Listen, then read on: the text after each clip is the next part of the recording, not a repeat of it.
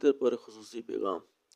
عید الفطر کے اس بابرکت اور پرمسرت موقع پر پوری امت مسلمہ کو دل کی گہرائیوں سے مبارکباد۔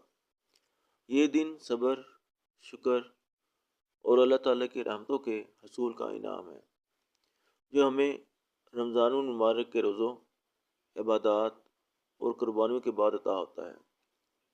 عید ہمیں یہ پیغام دیتی ہے کہ ہم اپنی زندگیوں میں محبت، اخوت، برداشت اور ہمدردی کو فروغ دیں۔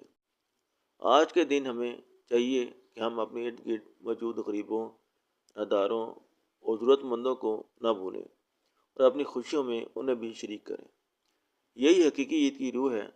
ہمیں چاہیے کہ ہم دلوں کی کدورتیں ختم کریں، ایک دوسرے کو معاف کریں اور نئے عزم کے ساتھ ایک بہتر معاشرے کی تشکیل میں اپنا کردار ادا کریں۔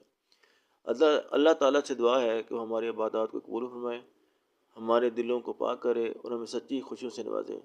یہ عید ہم سب کے لیے امن، خوشحالی اور کامیابی کا پیغام لے کر آئے۔ عید مبارک۔ فطر پر خصوصی پیغام۔ عید الفطر کے اس بابرکت اور پرمسرت موقع پر پوری امت مسلمہ کو دل کی گہرائیوں سے مبارکباد۔ یہ دن صبر، شکر اور اللہ تعالیٰ کی رحمتوں کے حصول کا انعام ہے، جو ہمیں رمضان المبارک کے روزوں، عبادات اور قربانیوں کے بعد عطا ہوتا ہے۔ عید ہمیں یہ پیغام دیتی ہے کہ ہم اپنی زندگیوں میں محبت، اخوت، برداشت اور ہمدردی کو فروغ دیں۔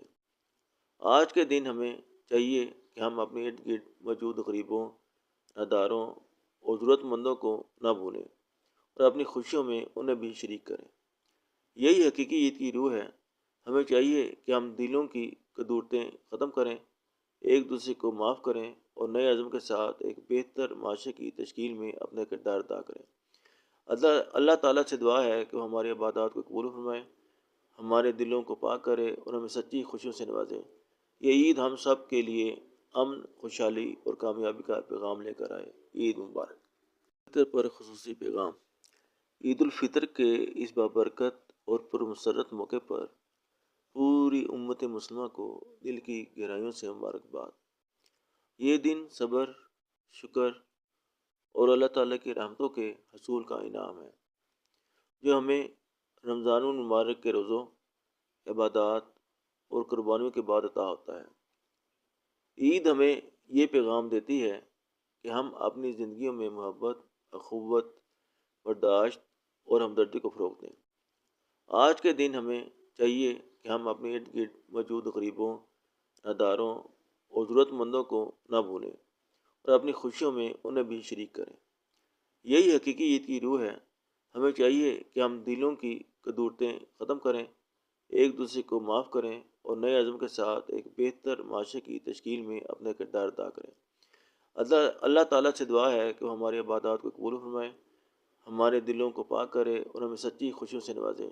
یہ عید ہم سب کے لیے امن، خوشحالی اور کامیابی کا پیغام لے کر آئے۔ عید مبارک۔